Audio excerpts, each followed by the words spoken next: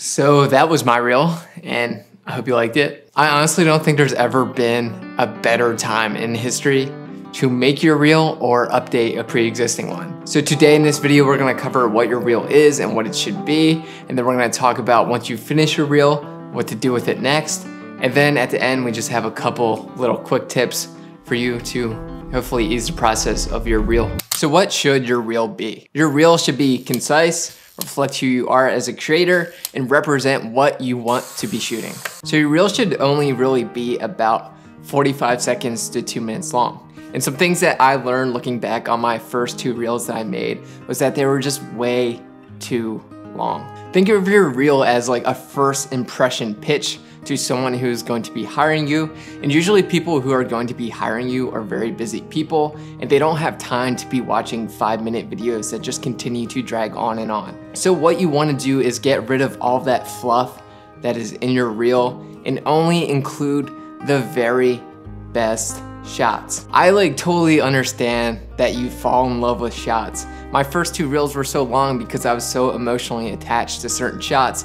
I felt so terrible cutting them out and getting rid of them. But you just need to be strict with yourself and cut out those shots. Especially if you're a new filmmaker and you don't have a huge library to be selecting from, you don't want to make your reel much longer than 2 minutes. Your reel should only be about 45 seconds to a minute if you don't have a lot of experience and a lot of shoots that you've done. So how do you go about finding your best shots for your reel? So the first thing I do when I'm creating my reel is that I go back and I look at my favorite things that I've shot in the past, and I select 2 to 3 scenes from each of those videos, and I jot them down in a notebook, and I try to limit myself to just 2 or 3 shots per video. Because you want your reel to be pretty diverse. You don't want your reel to just be 1 or 2 videos that you've shot. So once I'm able to pull shots that I know for a fact are ones that I want to include in my reel, I go and I create a folder, say it's titled like 2020 reel, and I go through all my hard drives and I pull out those particular shots that I noted down.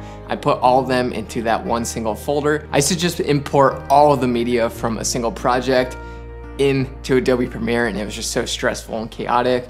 So just by having everything in one simple folder is going to be so much more stress-free when you're going in to edit your reel. So yeah, make your reel concise and make it only your best shots. So next, your reel should reflect you as a creator. You want your reel to reflect both who you are as a creator and who you are as a human being. It's important to note that your reel will be different depending on what role you play within the industry. Say if you're a director, your reel is gonna be a little different. It's gonna be a little more story driven. Maybe you carry the reel through with the dialogue of a specific scene or something that you wrote, but all the shots kind of align with some sort of story. If you're an editor, your reel might be a little more flashy and a little more flexing on the whole edit thing. If you're a cinematographer like I am, the goal is just to communicate that you're able to produce beautiful images, which I hope I'm able to do. Or if you're a small production company, just a little bit of everything. My first reel, I didn't know what I was going to be, so I just kind of did a little bit of everything, try to put some story to it, try to show my most beautiful shots, try to be a little more flashy in the edit. And then aside from demonstrating what you want to do within the industry, your reel should also demonstrate who you are as a human being. I like to think that I'm a really easygoing, fun, passionate person to work with. Hopefully I'm not totally unself-aware in that respect, but I found in order to reflect that about myself, the music is typically one of the best drivers of that. That is why I chose the music that I chose for my particular reel this time around. It's hopeful, it's encouraging, it feels carefree, and by the end of the video, it leaves the person feeling good. I would advise to try to avoid polarizing genres of song. You want to kind of keep it a little more general and easily more digestible for people, because you don't want to be written off just by your music choice. At the end of the day, you're promoting yourself as a business and you want to be professional about the way you do it, so the music should really reflect that. So the next thing that your reel should do is demonstrate what it is you want to be creating. Your reel needs to demonstrate what it is you shoot and what it is you want to be shooting in the future. So 9 times out of 10, the people that you're going to be sending your reel out to are the people that you want to be hired by and the people that you want to be working with. So if the brand and imaging of your reel doesn't align with the brand and imaging of their company, they're not going to want to be working with you. If you're looking at my reel, you're mostly gonna see music videos, athletic and lifestyle type commercial work, and documentary work, because those are the three genres that I really enjoy the most and the three genres that I want to be working with in the future. You know, you're not seeing wedding footage, corporate, high-key studio commercial work, product stuff, because those aren't things that I'm interested in shooting in the future. Now, that's not to say that I'm not still shooting some of those things, because I am, because some of those things pay my bills and they're not the worst things in the world to be shooting. It's just not what aligns with my dreams and aspirations as a cinematographer, so I don't include those things in my reel. Now, if you want to be doing both lifestyle, athletic, commercial work, and you also want to be shooting weddings, even though those things don't really align with each other, maybe it's valuable for you to make two separate reels, one reel of just wedding stuff, one reel of just, you know, lifestyle, athletic, commercial work. So yeah, that wraps up what your reel is and what it should be. So now we need to send our reel out into the real world. And I know that this can be a super scary thing to do. So the very first place that I send my reel out to is a collection of people who I admire a ton and I respect their opinion.